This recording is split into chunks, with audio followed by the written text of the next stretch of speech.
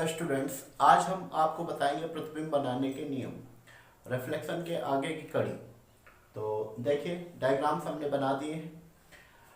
पहला नियम, मुख्य अक्ष के समांतर चलकर, ये दोनों गोली दर्पण है। देखिए यहाँ पर ये अवतल दर्पण बने हुए हैं और ये उत्तल दर्पण बने हुए हैं। तो देखिएगा गौर से, मुख्य अक्ष, ये जो प्रिंसिपल एक्सिस जिसके बारे में हमने पिछले वीडियो में आपको बताया था, मुख्य अक्ष के समांतर चलकर गोली दर्पण की ओर आने वाली प्रकाश की किरणें, इसको भी हम गोली दर्पण कह सकते हैं और इसको भी। यह अवतल दर्पण है, ये उत्तल दर्पण है और दोनों दर्पण गोली दर्पणों का प्रकार है।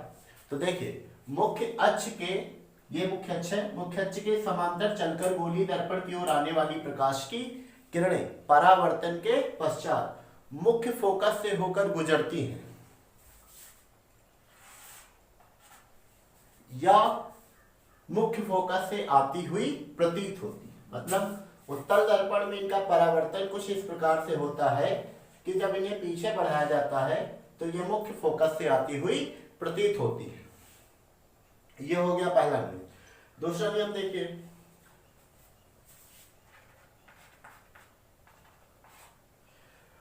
मुख्य फोकस से होकर या मुख्य फोकस की दिशा में चलकर, दोनों के लिए बता रहे हैं नियम जो है, प्रत्येक नियम दोनों दर्पणों के लिए अप्लाइड है। देखिए, मुख्य फोकस से होकर, देखिए यहां पर प्रकाश की किरण जो है वो मुख्य फोकस से होकर जा रही है। और उत्तल दर्पण में हम लेते हैं कि अगर प्रकाश मुख्य फोकस की दिशा में आए, ठीक है, तो देखिए दूसरा नियम, मुख्य फोकस से होकर या मुख्य फोकस की दिशा में चलकर, मुख्य फोकस से होकर या मुख्य फोकस की दिशा में चलकर गोली दर्पण की ओर आने वाली प्रकाश की किरणें परावर्तन के पश्चात मुख्य अक्ष के समांतर हो जाती, यानी कि यहां से टकराने के पश्चात ये मुख्य अक्ष के समांतर चली जाती है। इस तरीके से ये किरण टकराने के बाद मुख्य अक्ष के समांतर हो जाएगी। ठीक उसी प्रकार से ये किरण भी मुख्य अक्ष के समांतर चली जाती है। तो ये हो गया दूसरा नियम। अब हम पढ़ेंगे तीसरे नियम के बारे में। देखिए, तीसरा नियम हमारा कहता है कि वक्रता केंद्र से होकर, ये वक्रता केंद्र आपको दिख रहा है अवतल दर्पण में, वक्रता केंद्र से होकर या वक्रता केंद्र की दिशा में चलकर, वक्रता केंद्र से होकर या वक्रता केंद्र की दिशा में चलकर गोली दर्पण की ओर आने वाली प्रकाश की किरणें परावर्तन के बाद अर्थात टकराने के बाद उसी मार्ग से विपरीत दिशा में वापस लौट जाती, जिस मार्ग से वो आई थी। यानी कि जिस मार्ग से आई थी टकराकर उसी मार्ग से वापस लौट जाएगी। उसी तरीके से ये किरण भी जिस मार्ग से आई थी टकराने के बाद उसी मार्ग से वापस लौट जाएगी। तो ये हो गए प्रतिबिंब बनाने के नियम। अब लोग पढ़ेंगे अवतल दर्पण के सम्मुख विभिन्न स्थितियों में रखी वस्तु के प्रतिबिंब की स्थिति, आकार और देखिए, पहली स्थिति के बारे में हम लोग पढ़ेंगे। स्थिति है यदि वस्तु अनंत पर हो। तो अनंत के लिए देखिए हम लोग क्या करेंगे, ये ध्रुव है, फोकस है और ये वक्रता केंद्र है। अगर वस्तु अनंत पर है तो क्योंकि अनंत पर स्थित वस्तु से आने वाली किरणें समांतर होंगी। समांतर क्यों होंगी? एक्चुअल में ऐसा कंपल्सरी नहीं है कि सारी किरणें समांतर होंगी, पर जो किरणें समांतर होंगी वही अवतल दर्पण तक पहुंच पाएंगी। इसके अलावा जो थोड़ा सा भी असमांतर होगी, वो क्योंकि बहुत दूर से आ रही है तो दर्पण तक पहुंचते पहुंचते उनका डिस्टेंस बहुत बढ़ जाएगा और दर्पण से बाहर चली जाएंगी। अर्थात वही किरणें अवतल दर्पण तक, गोली दर्पण तक या किसी भी दर्पण तक पहुंच पाएंगी जो समांतर होंगी। तो एक चीज ये क्लियर हो जाती है कि अनंत से आने वाली किरणें परस्पर समांतर होती है। तो देखिए, अब अगर एक किरण मुख्य अक्ष के समांतर आती है तो दूसरी किरण भी मुख्य अक्ष के समांतर आएगी। ये दो किरणें हो गई। अब हमारा नियम कहता है कि जितनी भी किरणें मुख्य अक्ष के समांतर आएंगी वो परावर्तन के बाद फोकस से होकर गुजरेगी। तो ये किरण परावर्तन के बाद फोकस से जाएगी और इस किरण के लिए भी वही नियम लगेगा। तो इस तरीके से ये दोनों किरणें एक दूसरे को इस बिंदु पर काट रही हैं, और जिस बिंदु पर प्रकाश की किरणें काटती हैं वहां पर बनेगा प्रतिबिंब। क्योंकि ये किरणें वास्तव में काट रही हैं इसलिए ये होगा वास्तविक प्रतिबिंब। तो स्थिति होगी इसकी अनंत पर स्थित वस्तु के प्रतिबिंब की स्थिति देखिए क्या होगी, कहां बनेगा, स्थिति होगी मुख्य फोकस पर, आकार बिंदु के आकार का, और प्रकृति क्या होगी, वास्तविक और उल्टा। तो वास्तविक और उल्टे की पहचान कैसे होगी, प्रकाश की किरणें वास्तव में मिल रही है, प्रतिबिंब वास्तविक होगा, और हमको ये याद रखना है कि वास्तविक प्रतिबिंब सदैव उल्टा बनता है। इसमें एक स्थिति और हो सकती है कि यदि ये प्रकाश की किरणें मुख्य अक्ष के समांतर ना हो,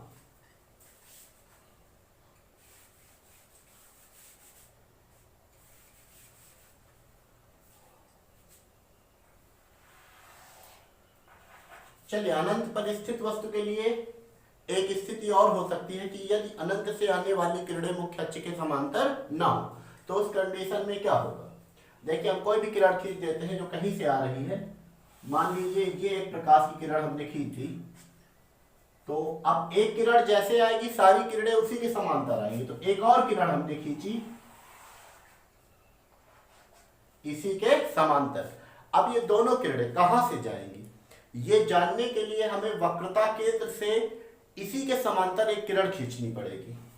यहां पर अब कोई नियम लगा नहीं सकते हम, जब तीनों नियम हमारे फ्लॉप हो जाएंगे तो हम इस नियम का प्रयोग करेंगे। इन्हीं दोनों किरणों के समांतर एक किरण खींचेंगे जो कहां से जाएगी, वक्रता केंद्र से।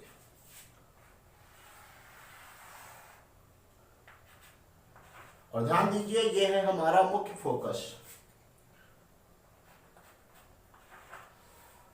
और मुख्य फोकस से होकर जाने वाले ऊर्ध्वाधर तल को हम फोकस तल कहते हैं। ये हम पीछे आपको बता चुके हैं।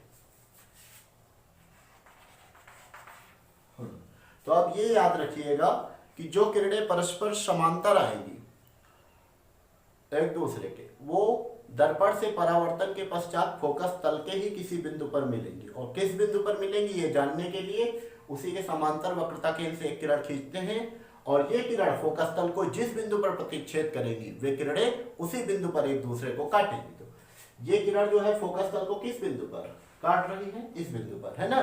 तो अब ये दोनों किरणें इसी बिंदु से होकर गुजरेंगी, ये नियम है इसका।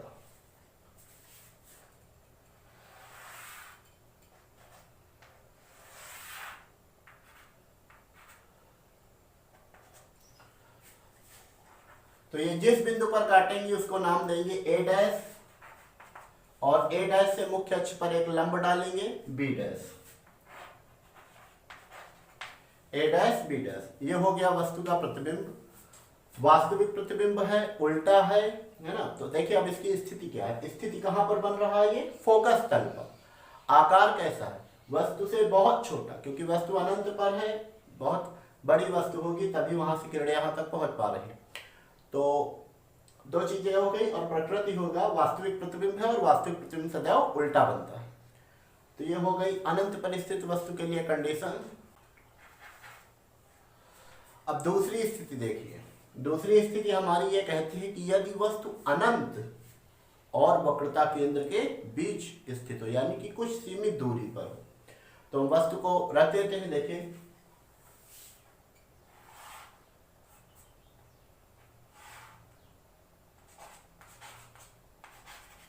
ये हमने एक वस्तु रख दी ए बी।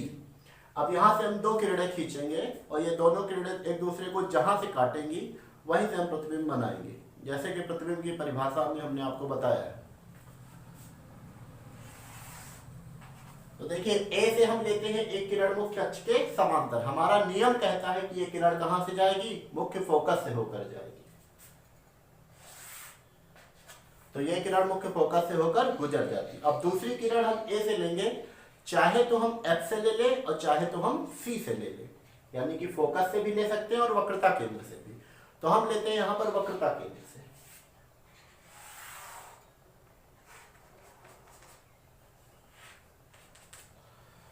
तो देखिए जो किरण वक्रता केंद्र से होकर गोली दर्पण पर आपतित होगी वो परावर्तन के बाद उसी मार्ग से विपरीत दिशा में वापस लौट जाएगी। हम नियम में पढ़ चुके हैं। तो ये किरण टकराने के बाद वापस लौट जाएगी। अब ये दोनों किरणें परावर्तन के बाद जिस बिंदु पर मिल रही उसको हम नाम दे देंगे ए डैश। अब ए डैश से मुख्य अक्ष पर एक लंब डालेंगे ए डैश बी डैश, ये हो गया वस्तु का प्रतिबिंब। अब देखिए इसकी स्थिति क्या है, प्रतिबिंब कहाँ बन रहा है, फोकस और वक्रता केंद्र के बीच में। तो प्रतिबिंब की स्थिति होगी फोकस और वक्रता केंद्र के मध्य। आकार क्या होगा, देखिए वस्तु से छोटा, आकार वस्तु से क्या है, छोटा, प्रतिबिंब का आकार वस्तु से छोटा है। प्रकृति कैसी है, ए का प्रतिबिंब नीचे बन रहा है और बी का प्रतिबिंब ऊपर बन रहा है, वस्तु के अपोजिट है ना। और हम पहले भी जानते हैं कि वास्तविक प्रतिबिंब सदा उल्टा होता है, तो इस प्रकार से इसकी प्रकृति होगी वास्तविक। तीसरी स्थिति, जब वस्तु वक्रता केंद्र पर रखी, तो इसके बारे में पढ़ेंगे। इसके लिए हम वस्तु को वक्रता केंद्र पर रख देते हैं।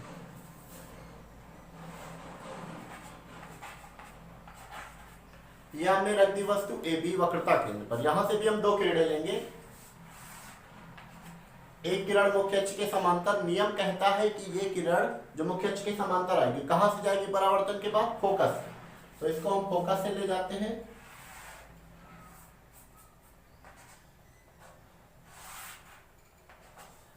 और दूसरी किरण हम लेते हैं फोकस से, क्योंकि वक्रता केंद्र पर तो वस्तु ही रखी हुई है, तो फोकस से ले लेते हैं हम।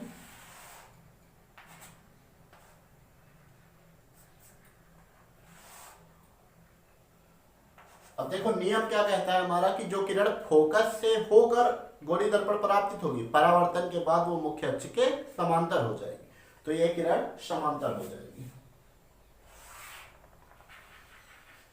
तो दोनों किरणें एक दूसरे को जहां पर काटेंगी उसको हम नाम दे देंगे ए डैश, पहले की तरह, और ए डैश से मुख्य अक्ष पर एक लंब डाल देंगे, ए डैश बी डैश। ये हो गया वस्तु का प्रतिबिंब। स्थिति कहां पर है, प्रतिबिंब कहां बन रहा है, वक्रता केंद्र पर, तो स्थिति होगी वक्रता केंद्र पर। आकार वस्तु के बराबर, यानी कि जितनी बड़ी वस्तु थी उतना ही बड़ा प्रतिबिंब है।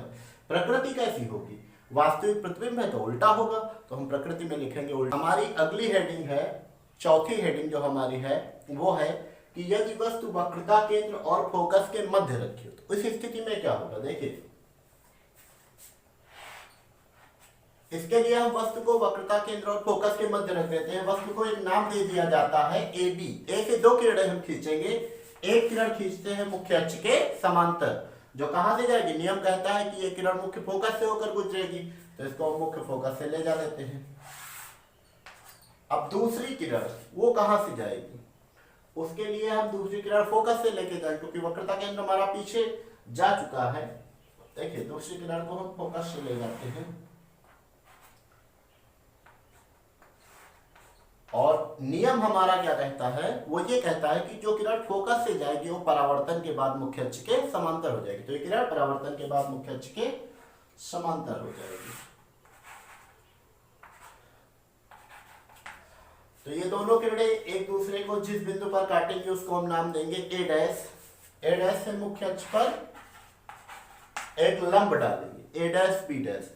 यह है वस्तु का प्रतिबिंब। अब देखिए स्थिति कहां पर बन रही है, स्थिति है अनंत और वक्रता केंद्र के मध्य। प्रतिबिंब की स्थिति अनंत और वक्रता केंद्र के मध्य। आकार वस्तु से बहुत बड़ा है ना, वस्तु से बड़ा। तो प्रकृति में क्या लिखेंगे, वास्तविक प्रतिबिंब है। बता चुके हैं आपको कि वास्तविक प्रतिबिंब सदा उल्टा होता है, तो इसकी प्रकृति हो जाएगी उल्टा। और अगली हेडिंग है हमारी कि यदि वस्तु फोकस पर रखी हो, तो उसके लिए हम वस्तु को फोकस पर रख देते हैं। वस्तु को एक नाम दे देते हैं ए बी, और ए से दो किरणें लेते हैं। एक किरण ले ली हमने मुख्य अक्ष के समांतर। ये किरण कहां से जाएगी, जो मुख्य अक्ष के समांतर आपतित होने वाली प्रकाश की किरणें सदा मुख्य फोकस से होकर गुजरती हैं, तो इसको कहां से जाना होगा, फोकस से जाना होगा। ये किरण हो गई जो फोकस से गुजर रही। दूसरी किरण हम कहां से लेंगे, देखिए वस्तु फोकस पर रखी हुई है, तो फोकस से किरण जाएगी तो फिर वो आर पार निकल जाएगी। अब हमको वक्रता केंद्र से ही किरण लेनी होगी, लेकिन वक्रता केंद्र हमारा पीछे छूट गया है, तो हम कुछ ऐसी दिशा से प्रकाश किरण को ले जाएंगे कि अगर उसे पीछे बढ़ाया जाए तो ऐसा लगे कहां से आ रही, वक्रता केंद्र से आ रही, पर वस्तु किरण वक्रता केंद्र से आएगी नहीं, क्योंकि वो तो पीछे छूट गया है। तो देखिए उसी की दिशा से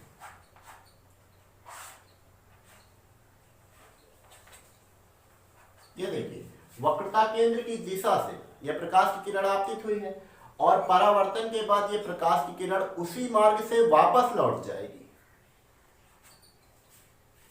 अब इन दोनों किरणों को गौर से देखिए, दोनों किरणें एक दूसरे के समांतर है, अर्थात ये मिलेंगी नहीं।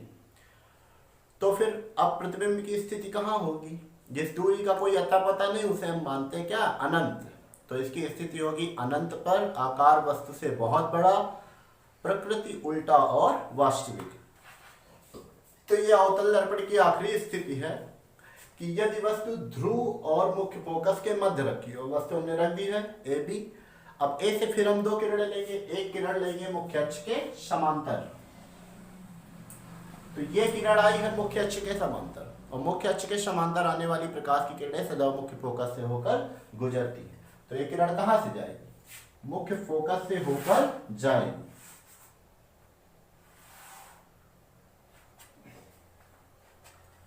अब दूसरी किरण हम लेंगे कहां से? फोकस से या वक्रता केंद्र से? हम इसके लिए दूसरी किरण लेते हैं वक्रता केंद्र से। तो देखिए, ताकि प्रतिबिंब भी सही बनेगा, तो वक्रता केंद्र से जो किरण ली जाएगी, यानी कि वो किरण वक्रता केंद्र से आएगी नहीं, वो उसकी दिशा से होगी।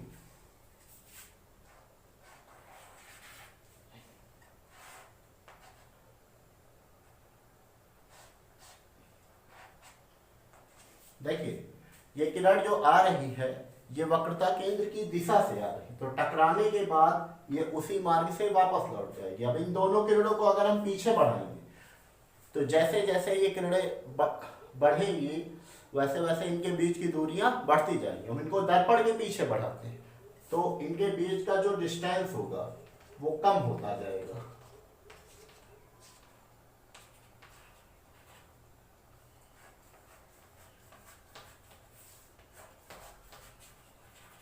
और फिर देखिए, जब इनको दर्पण के पीछे बढ़ाया जाएगा तो इनके बीच की दूरी कम होती जाएगी और एक स्थिति में ये मिल जाएंगे। जहां पर ये मिलेंगी वहां नाम देंगे ए डैश, और ए डैश से फिर इस मुख्य अक्ष पर लंब डालेंगे ए डैश बी डैश। यह है वस्तु का प्रतिबिंब। अब देखिए, इस बार प्रकाश की किरणें पीछे बढ़ाने पर मिल रही है, वास्तव में नहीं मिल रही, तो एक कैसा प्रतिबिंब होगा? आभासी होगा। चलिए बात करते हैं इसकी स्थिति कहां पर बन रहा है ये। तो स्थिति होगी दर्पण के पीछे। आकार कैसा है? वस्तु से बड़ा। प्रकृति क्या है? सीधा प्रतिबिंब है, आभासी होगा। आभासी प्रतिबिंब सदैव सीधा बनता है।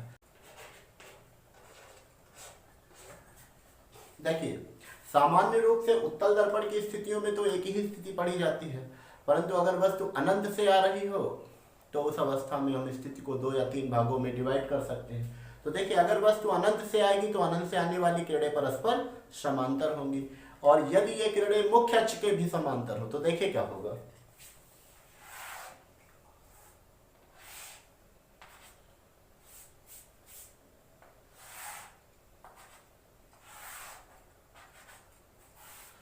हाँ, तो देखिए ये किरणें मुख्य अक्ष के समांतर, तो नियम क्या है कि मुख्य अक्ष के समांतर चलकर जो किरणें उत्तल दर्पण पर आएंगी, परावर्तन के बाद पीछे बढ़ाने पर फोकस से आती हुई प्रतीत होगी।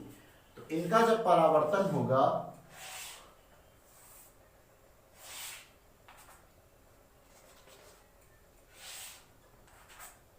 तो ये किरणें फोकस से आती हुई प्रतीत होंगी। अब ये किरणें देखिए पीछे बढ़ाने पर मुख्य फोकस पर ही मिल रही है, तो इनका प्रतिबिंब कहाँ बनेगा? मुख्य फोकस पर, बिंदु के आकार का। अब क्योंकि पीछे बढ़ाया जा रहा है प्रकाश की किरणों को, इसलिए आभासी होगा, और आभासी प्रतिबिंब सदैव सीधा बनता है। तो अब देखिए, उत्तल दर्पण में स्थिति वही है कि वस्तु अनंत पर है, लेकिन अगर अनंत से आने वाली किरणें मुख्य अक्ष के समांतर ना हो तो उस कंडीशन में क्या होगा? देखिए, हम एक किरण खींच देते हैं, वो कहीं से भी किसी भी डायरेक्शन से आ रही है, और फिर बाकी किरणें भी उसी के समांतर आएंगी। ये किरण हमने खींच दी, अब दूसरी किरण भी इसी के समांतर लेना पड़ेगा। ऐसा इसलिए क्योंकि अनंत से आने वाली किरणें समांतर होती हैं। अब ये किरणें कहां से जाएंगी? तो इसके लिए हमें वक्रता केंद्र की दिशा में एक किरण खींचनी पड़ेगी, और शायद हमारी दूसरी किरण वक्रता केंद्र की ही दिशा में जा रही है।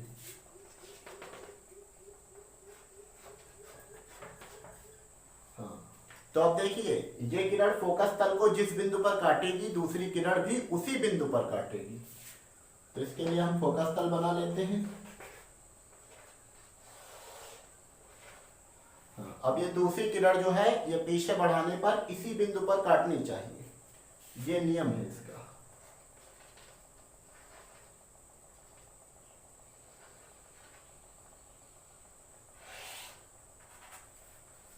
तो ये जिस बिंदु पर काटेंगे उसको हम नाम देंगे ए डैश। ए डैश से मुख्य अक्ष पर लंब डालेंगे, ए डैश बी डैश। ये हो गया वस्तु का प्रतिबिंब। कहाँ बन रहा है? अनंत स्थित वस्तु का प्रतिबिंब फोकस तल पर सीधा। देखिए उत्तल दर्पण के सम्मुख एक वस्तु सीमित दूरी पर रखी है, तो उसके प्रतिबिंब की स्थिति, आकार और प्रकृति हमें ज्ञात करनी। तो हमने एक वस्तु रख दी सीमित दूरी पर, यह हो गया उत्तल दर्पण का ध्रुव, ये हो गया फोकस, और ये हो गया वक्रता केंद्र। ठीक है, तो अब देखिए हम दो किरणें लेंगे, एक मुख्य अक्ष के समांतर लेंगे और दूसरी चाहे तो हम फोकस की दिशा में ले लें, चाहे तो वक्रता केंद्र की दिशा में।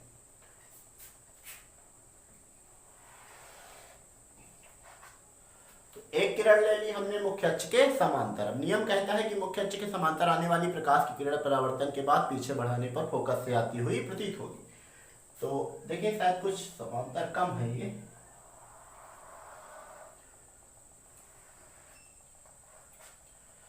तो देखिए अब इसको पीछे बढ़ाया जाएगा तो ये फोकस से आती हुई प्रतीत होगी। दूसरी किरण हम ले लेते हैं वक्रता केंद्र की दिशा से।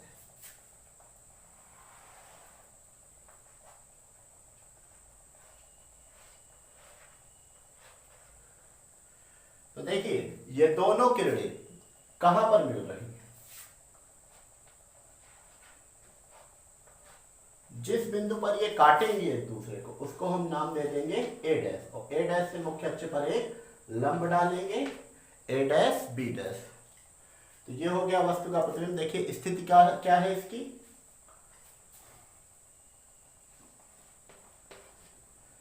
स्थिति है मुख्य फोकस और ध्रुव के मध्य, आकार वस्तु से छोटा, प्रतिबिंब का आकार वस्तु से छोटा, और प्रकृति क्या है? आभासी प्रतिबिंब है।